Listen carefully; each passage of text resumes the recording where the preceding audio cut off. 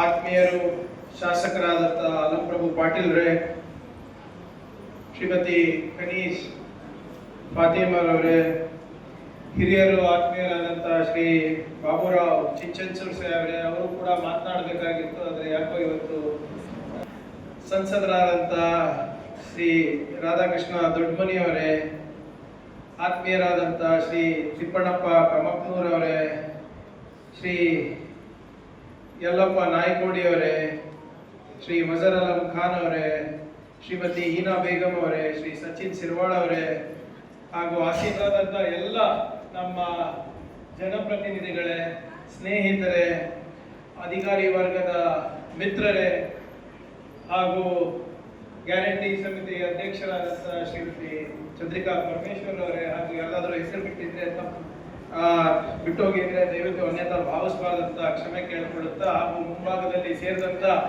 ಎಲ್ಲ ನಮ್ಮ ಅಕ್ಕ ತಂಗಿಯರೇ, ತಾಯಂದ್ರೆ, ಹಾಗೂ ನಮ್ಮ ಯುವ ಸ್ನೇಹಿತರೆ,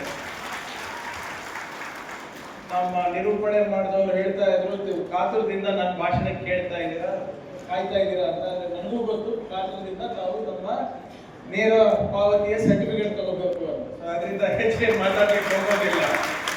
ಆದ್ರೆ ಒಂದ್ ಮಾತ್ರ ಹೇಳಕ್ಕೆ ನಾನು ಬಯಸ್ತಾ ಇದ್ದೀನಿ ಅಂದ್ರೆ, ನಮ್ಮ ಪೀಠಿಕೆನಲ್ಲಿ, ಸಂವಿಧಾನದ ಪೀಠಿಕೆನಲ್ಲಿ ನಾವು ಗಮನಿಸಿರಬಹುದು, ನಾವು ಬಹಳ ಸ್ಪಷ್ಟವಾಗಿ ನಾವೇನ್ ಹೇಳಿದೀವಿ ಅದರಲ್ಲಿ ಅಂದ್ರೆ, ಭಾರತದ ಎಲ್ಲ ಪ್ರಜೆಗಳಿಗೆ ನಾವು ಸಾಮಾಜಿಕ, ಆರ್ಥಿಕ ಹಾಗೂ ರಾಜಕೀಯ ನ್ಯಾಯವನ್ನು ನಾವು ನೀಡುತ್ತೇವೆ ಅಂತ. ಕಾಂಗ್ರೆಸ್ ಪಕ್ಷದ ಸರ್ಕಾರ ಯಾವಾಗೆಲ್ಲ ಅಧಿಕಾರಕ್ಕೆ ಬಂದಿದೆ, ಯಾವಾಗೆಲ್ಲ ತಮ್ಮ ಆಶೀರ್ವಾದ ಪಡೆದಿದೆ, ನಾವು ಯಾವಾಗಲೂ ಕೂಡ ಸಾಮಾಜಿಕ, ರಾಜಕೀಯ ಹಾಗೂ ಆರ್ಥಿಕ ನ್ಯಾಯವನ್ನ ಕಟ್ಟ ಕಡೆಯ ಮನುಷ್ಯರಿಗೆ ನಾವು ಕೊಟ್ಟಿದ್ದೇವೆ ಅಂತ ಹೇಳಲಿಕ್ಕೆ ನಾನು ಬಯಸ್ತಾ ಇದ್ದೇನೆ. ನೀವು ನಮ್ಮ ಯಾವುದೇ ಯೋಜನೆಯನ್ನ ನೀವು ಗಮನಿಸಿ, ಹಿಂದಿನ ಸರ್ಕಾರದಿರ್ಬೋದು ಅಥವಾ ಇವಾಗಿಂದ ಇರ್ಬೋದು, 5 ಗ್ಯಾರಂಟಿಗಳು ಇರ್ಬೋದು, ನಮ್ಮ ಕಲ್ಯಾಣ ಪಥ ಇದು ಪ್ರಗತಿ ಪಥ ಇರ್ಬೋದು, ನಮ್ಮ ಪಂಚಾಯತ್ ರಾಜ್ ವ್ಯವಸ್ಥೆ ಇರ್ಬೋದು ಅಥವಾ ನಮ್ಮ ಅರ್ಬನ್ ಲೋಕಲ್ ಬಾಡಿ ವ್ಯವಸ್ಥೆ ಇರ್ಬೋದು, ಇವೆಲ್ಲವೂ ಕೂಡ ನಿಮ್ಗೆ ರಾಜಕೀಯ ಹಾಗೂ ಒಂದು ಸ್ವಾಭಿಮಾನದ ಬದುಕು ಕೊಡುವ ನಿಟ್ಟಿನಲ್ಲಿ ನಾವು ಯಾವಾಗಲೂ ಕೆಲಸ ಮಾಡ್ತಾ ಇರ್ತೀವಿ. ಇವತ್ತು ನಿಮಗೆ ಈ ಹಕ್ಕನ್ನ ನಿಮ್ಗೆ ಸಿಗ್ತಾ ಇದೆ ಅಂದ್ರೆ ಅದು ನಮ್ಮ ಕಾಂಗ್ರೆಸ್ ಪಕ್ಷದ ಒಂದು ಸಿದ್ಧಾಂತ ಮತ್ತು ನಮ್ಮ ಸರ್ಕಾರದ ಬದ್ಧತೆಯಿಂದ ಅಂತ ನಾನು ಹೇಳಲಿಕ್ಕೆ ನಾನು ಬಯಸ್ತಾ ಇದ್ದೀನಿ. ಯಾಕಂದ್ರೆ ನಿಮ್ಮ ಹಕ್ಕುಗಳನ್ನ ನಾವು ಎಂದೋ ಕೊಡ್ಬೇಕಾಗಿತ್ತು, ಆದ್ರೆ ಬಹಳ ವರ್ಷಗಳು ಕಾನೂನಿನ ಕಂಟಕದಿಂದ, ಗಂಟಿನಿಂದ ನಾವು ಆ ಗಂಟನ್ನ ಬಿಚ್ಚಲಿಕ್ಕೆ ಸ್ವಲ್ಪ ಹೊತ್ತಾಯ್ತು. ನಾನು ಬಹಳ ಸರಿ ಹೇಳಿದ್ದೆ ತಮಗೆ, ತಾವೆಲ್ಲರೂ ಪ್ರತಿಭಟನೆ ಮಾಡಬೇಡಿ, ಇದು ನಿಮ್ಮ ಸರ್ಕಾರ ಇದೆ, ನಿಮ್ಮ ಸರ್ಕಾರದಲ್ಲಿ ನಿಮಗೆ ಅನ್ಯಾಯ ಆಗೋದಿಲ್ಲ ಅಂತ ನಾನು ಆಶ್ವಾಸನೆ ಕೊಟ್ಟರೂ ಕೂಡ, ಇಲ್ಲ ನೀವು ಪ್ರತಿಭಟನೆ ಮಾಡಿಲ್ಲ ಅಂದ್ರೆ ಎಲ್ಲೋ ನಾವು ಗಮನಿಸೋದಿಲ್ಲ ಅಂದ್ಬಿಟ್ಟು ಪ್ರತಿಭಟನೆ ಮಾಡ್ತಾನೆ ಹೋಗಿ. ಆದ್ರೆ ಇವತ್ತು ನಾವೆಲ್ಲರೂ ಕೊಟ್ಟಂತ ಮಾತಿಗೆ ನಾವು ನಿಂತಿದ್ದೇವೆ.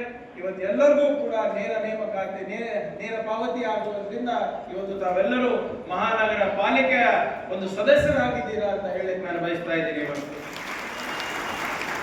ನಾನು ಹೇಳ್ದಂಗೆ, ನಮ್ಮ ಅಲಂಪ್ರಭು ಸಾಹೇಬರು ಹೇಳ್ದಂಗೆ, ಪೌರ ಕಾರ್ಮಿಕರು ನಮ್ಮ ನಗರದ ಬೆನ್ನೆಲುಬು. ಅಡ್ಮಿನಿಸ್ಟ್ರೇಷನ್ ಯಾರಾದ್ರೂ ಮಾಡ್ಬೋದು, ಆದ್ರೆ ತಾವೇನು ಸೇವೆಯನ್ನ ನಮ್ಮ ಜನರಿಗೆ ನೀಡ್ತಾ ಇದ್ದೀರಾ, ಅದು ಒಂದು ಅದ್ಭುತವಾದಂತ ಸೇವೆ. ಮತ್ತೆ ಅದಕ್ಕೆ ನಾವು ಎಷ್ಟು ಅಭಿನಂದನೆ ಸಲ್ಲಿಸಿದ್ರು ಕೂಡ ಅದು ಸಾಲದು ಅಂತ ನಾನು ಹೇಳಿಕ್ಕೆ ನಾನು ಬಯಸ್ತಾ ಇದ್ದೀನಿ. ವೇದಿಕೆ ಮೇಲೆ ಆಸೀನರಾದಂತ ಎಲ್ಲರ ಪರವಾಗಿ ಹಾಗೂ ವೈಯಕ್ತಿಕವಾಗಿ ನಾನು ತಮ್ಮೆಲ್ಲರಿಗೂ ಕೋಟಿ ಕೋಟಿ ಅಭಿನಂದನೆಯನ್ನ ನಾನು ಸಲ್ಲಿಸಲಿಕ್ಕೆ ನಾನು ಬಯಸ್ತಾ ಇದ್ದೀನಿ. ಈಗಾಗಲೇ ನಮ್ಮ ತಿಪ್ಪಣ್ಣಪ್ಪ ಕಮಕ್ನೂರ್ ಅವರು ಮಾತನಾಡೋ ಸಂದರ್ಭದಲ್ಲಿ ಪೌರ ಕಾರ್ಮಿಕರ ಭವನವನ್ನು ಮಾಡಬೇಕು ಅಂತ ಹೇಳಿದ್ರು. ನಾನು ನನ್ನ ಅನುದಾನನೂ ಕೊಡ್ತೀನಿ, MP ಅವ್ರ ಅನುದಾನನೂ ಕೊಡ್ತಾರೆ, ನೀವು ನಿಮ್ಮ ಅನುದಾನ ಕೊಡ್ರಿ, ನಾವು ಮಾಡ್ಕೊಡ್ತೀನಿ. ಎಲ್ಲಿ CSIT ನೋಡ್ಕೊಂಡು ಎಲ್ಲ ನಮ್ಮ ಮಾನ್ಯ ಸದಸ್ಯರು, ಮಹಾಪೌರರು, ಉಪಮಹಾಪೌರರು ನೋಡ್ಕೊಂಡು ಎಲ್ಲೊಂದು ಸೈಟ್ ಇದ್ರೆ ದಯವಿಟ್ಟು ಅದನ್ನ ನೋಡ್ಕೊಂಡು ಅದು ಕಾರ್ಮಿಕರ ಭವನ ಕಟ್ಟಿಸೋದು ಜಿಮ್ಮೆದಾರಿ ನಾವೆಲ್ಲರೂ ತಗೋತೀವಿ ಅಂತ ಹೇಳಕ್ಕೆ ನಾನು ಬಯಸ್ತಾ ಇದ್ದೀನಿ. ಇದರ ಜೊತೆಗೆ ಒಂದು ಬಹಳ ಮಹತ್ವಪೂರ್ಣವಾದಂತ ಹೆಜ್ಜೆಯನ್ನ ಕೂಡ ನಾವು ಸರ್ಕಾರ ವತಿಯಿಂದ ಕಂದಾಯ ಇಲಾಖೆಯಲ್ಲಿ ಇಡ್ತಾ ಇದ್ದೀವಿ. ನಮ್ಮ ಏನು ಡಿಜಿ ರೆವಿನ್ಯೂ ಪ್ರಾಜೆಕ್ಟ್ ಅಂತ ನಾವೇನು ಹೇಳ್ತೀವಿ ಅದನ್ನ ನಾವು ಮುಂದುವರಿಸ್ತಾ ಇವತ್ತು ಬಹುಶಃ ಮೊದಲನೇ ಬಾರಿಗೆ ಯಾವ ಜಿಲ್ಲೆನಲ್ಲೂ ಇಷ್ಟು ದೊಡ್ಡ ಪ್ರಮಾಣದಲ್ಲಿ ವಿಲೇಜ್ ಅಕೌಂಟೆಂಟ್ಸಿಗೆ ತಂತ್ರಾಂಶದ ಬಳಸ್ಕೋಸ್ಕರ ಕಂಪ್ಯೂಟರ್ಗಳನ್ನ ವಿತರಣೆ ಮಾಡಿಲ್ಲ. ಅದಕ್ಕೆ ಇವತ್ತು ಕ್ರೋಮ್ ಬುಕ್ 154 ಕ್ರೋಮ್ ಬುಕ್ ಗಳನ್ನ ಕೊಡ್ತಾ ಅದ್ರ ಜೊತೆಗೆ 67 ಜನ ಹೊಸದಾಗಿ ವಿಲೇಜ್ ಅಡ್ಮಿನಿಸ್ಟ್ರೇಟಿವ್ ಆಫೀಸರ್ಸ್ ಅನ್ನ ಕೂಡ VA ಗಳನ್ನ ಕೂಡ ನಾವು ನೇಮಕಾತಿಯನ್ನ ನಾವು ಮಾಡ್ತಾ ಇದ್ದೀವಿ. ಈ ಎಲ್ಲ ನೂತನವಾಗಿ ನೇಮಕಾತಿಯಾದಂತ VA ಗಳಿಗೆ ನಾನು ಅವರಿಗೆ ಅವರ ಭವಿಷ್ಯಕ್ಕೆ ಒಳ್ಳೇದಾಗಲಿ ಅಂತ ನಾನು ಕೋರ್ಲಿಕ್ಕೆ ನಾನು ಬಯಸ್ತಾ ಇದ್ದೀನಿ. ಬಂಧುಗಳೇ, ಈಗ ತಾನೇ ಎಲ್ಲ ನಮ್ಮ ಹಿರಿಯ ಸದಸ್ಯರು, ನಮ್ಮ ಶಾಸಕ ಮಿತ್ರರು ಹೇಳ್ತಾ ಇದ್ದಾರೆ, ನಾವು ಯಾವಾಗಲೂ ಇತಿಹಾಸ ಸೃಷ್ಟಿಸ್ತೀವಿ ಅಂತ ಕಾಂಗ್ರೆಸ್ ಪಕ್ಷ ಬಂದ. ತಮ್ಗೆ ನೆನಪಿದ್ರೆ ತಮ್ಮ ಎಲ್ಲರ ಆಶೀರ್ವಾದದಿಂದ ನೀವು ಯಾವಾಗ ಖರ್ಗೆ ಸಾಹೇಬರಿಗೆ ಸಂಸದರು ಮಾಡಿದ್ರಿ, ಅವಾಗ ಆರ್ಟಿಕಲ್ 371J ಅನ್ನ ನಾವು ತಂದಿದ್ವಿ. ತಮಗೆ ಇದು ಯಾಕೆ ಹೇಳ್ತಾ ಇದ್ದೀನಿ ಅಂದ್ರೆ, ಹಿಂದಿನ ಬಿಜೆಪಿ ಸರ್ಕಾರ ಆರ್ಟಿಕಲ್ 371 ಅನ್ನ ತಿರಸ್ಕಾರ ಮಾಡಿತ್ತು. ಇದು ಮಾಡ್ಲಿಕ್ಕೆ ಸಾಧ್ಯ ಇಲ್ಲ ಅಂತ ತಿರಸ್ಕಾರ ಮಾಡಿತ್ತು. ಆದ್ರೆ ನಿಮ್ಮ ಆಶೀರ್ವಾದದಿಂದ ಖರ್ಗೆ ಸಾಹೇಬರಾಗಿರ್ಬೋದು, ಧರಮ್ ಸಿಂಗ್ ಸಾಹೇಬರಾಗಿರ್ಬೋದು, ಅಧಿಕಾರ ಸಿಕ್ಕಾಗ ಡೆಲ್ಲಿನಲ್ಲಿ ಸಂವಿಧಾನವನ್ನ ಅವರು ತಿದ್ದುಪಡಿ ಮಾಡಿ ಆರ್ಟಿಕಲ್ 371 ಅನ್ನ ತಂದು ಇವತ್ತು 5,000 ಕೋಟಿ ರೂಪಾಯಿ ಇವತ್ತು ನಮ್ಮ ಈ ಕಲ್ಯಾಣ ಕರ್ನಾಟಕದ ಭಾಗಕ್ಕೆ ಬರ್ತಾ ಇದೆ. ಸಾವಿರಾರು ಜನ ನಮ್ಮ ಬಡ ವಿದ್ಯಾರ್ಥಿಗಳಿಗೆ ಇವತ್ತು ಮೆಡಿಕಲ್ ಸೀಟ್ ಆಗಲಿ, ಇಂಜಿನಿಯರಿಂಗ್ ಸೀಟ್ ಆಗಲಿ ಸಿಗ್ತಾ ಇದೆ. ಇವತ್ತು ಅಷ್ಟೇ ಅಲ್ಲದೆ ಇವತ್ತು ಸರ್ಕಾರದಲ್ಲಿ ವಿಶೇಷವಾದಂತಹ ಮೀಸಲಾತಿ ಮುಖಾಂತರ ನಮ್ಮ ಭಾಗದ ಯುವಕರಿಗೆ ಇವತ್ತು ನೌಕರಿ ಕೂಡ ಸಿಗ್ತಾ ಇದೆ. ಯಾವ ರೀತಿ ಬಿಜೆಪಿ ಕೇಂದ್ರ ಸರ್ಕಾರ